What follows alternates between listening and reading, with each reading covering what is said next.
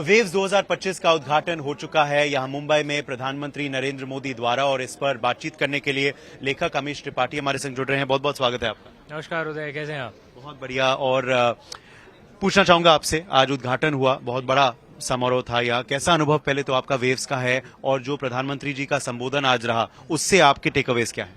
देखिए, इतना विशाल, इतना बड़ा मंच मैंने दुनिया के कई देशों में देखा है। अमेरिका में देखा है, यूरोप में देखा है।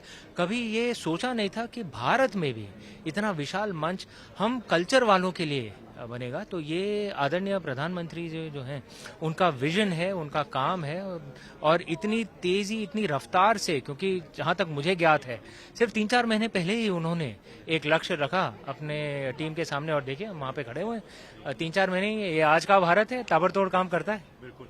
विश्व भर में क्या स्तर है इस वक्त क्रिएटिव इंडस्ट्रीज का? भारत की जो फिल्में हैं वो अब ऑस्कर भी जीत रही हैं, भारत के जो गेम्स भी हैं जो आप भी अब ला रहे हैं, वो भी शायद विश्व भर में जाएं। तो क्या आपको लगता है इस इंडस्ट्री में कितना भी पोटेंशियल है? देखिए, बहुत पोटेंशियल है, और मेरा मानना है कि जिस हद तक भारत अपनी संस्कृति, और क्योंकि कांस्य युग के मात्र एक हम ही हैं, एक सभ्यता जो आज भी जिंदा है। इतनी प्राचीन संस्कृति, इतनी प्राचीन सभ्यता है, योग, गौतम बुद्ध, सब ये पश्चिमी देशों, कई देशों में उसका ज्ञान है। लेकिन जहां तक हम अपनी संस्कृति को ले जा सकते हैं, जो मार्केटिंग कर सकते हैं, जो उतना हमने अभी तक किया नहीं है मेरे हिसाब से।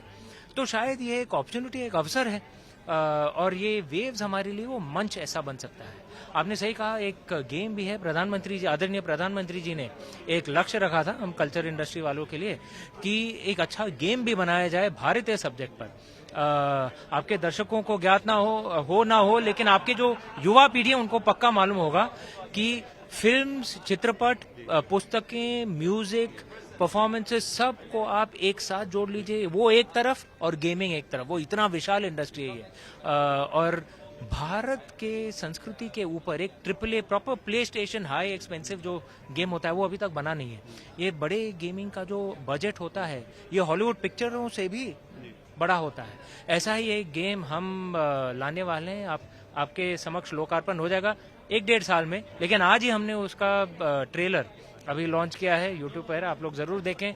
नाम है एज ऑफ भारत, और भारतीय संस्कृति के ऊपर एक आधारित एक proper triple A video game है।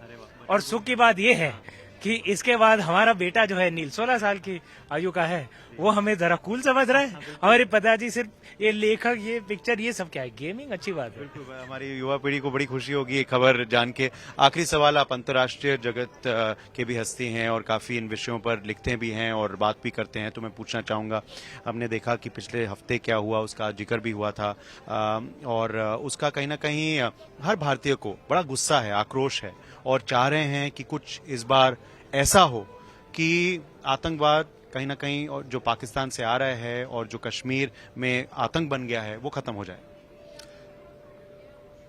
उदय, इसके बारे में मैं ये कहूंगा कि आचार्य चाणक्य ने, मैं पैराफ्रेज कर रहा हूं, उन्होंने जो चाणक्य नीति में कहा है, देखिए, दिल में आक्रोश होना शायद बहुत बार अनिवार्य होता है, क्योंकि अगर आप में गुस्सा ही नहीं आता है तो लोग आप पर अधर्म, पाप करते रहते हैं और आप सहते रहते हैं। ये अच्छी बात नहीं है। तो दिल में आक्रोश होना चाहिए, लेकिन प्रहार कैसे किया जाए, बदला कैसे लिया जाए, वो सब ठंडे दिमाग से होना चाहिए। गुस्से में आके कुछ नहीं करना चाहिए, ठंडे दिमाग से करना चाहिए। और इसमें हमारी जो आर्म्ड फोर्सेस हैं, हमारी एजेंसीज हैं, हमारी लीडरशिप है, आदरणीय प्रधानमंत्री हैं, उनके ऊपर हमारा पूरा विश्वास है कि वो जो भी करेंगे ठंडे दिमाग से करेंगे। जिनको सबक सिखाना है सिखाएंगे। सिर्फ आतंकवादी नहीं, उनके पीछे जो शक्तियां हैं उनको भी सबक सिखाना अभी पड़ेगा। लेकिन हाँ, जो भी बदला हम लेंगे ठंडे दिमाग से लेना चाहिए। एक ऐसा सबक सिखाना चाहिए कि उन्हें याद रहे। और हमें पूरा विश्वास है कि हमारे जो लीडरशिप है, आदरणीय प्रधानमंत्री हैं, वो देश की इस आशा को वो जरूर उभारेंगे। बहुत बहुत शुक्रिया हमारे से बातचीत करने के लिए। थैंक यू, धन्यवाद। कैमरामैन विष्णु के संग उदय प्रताप सिंह, इंडिया न्यूज, मुंबई।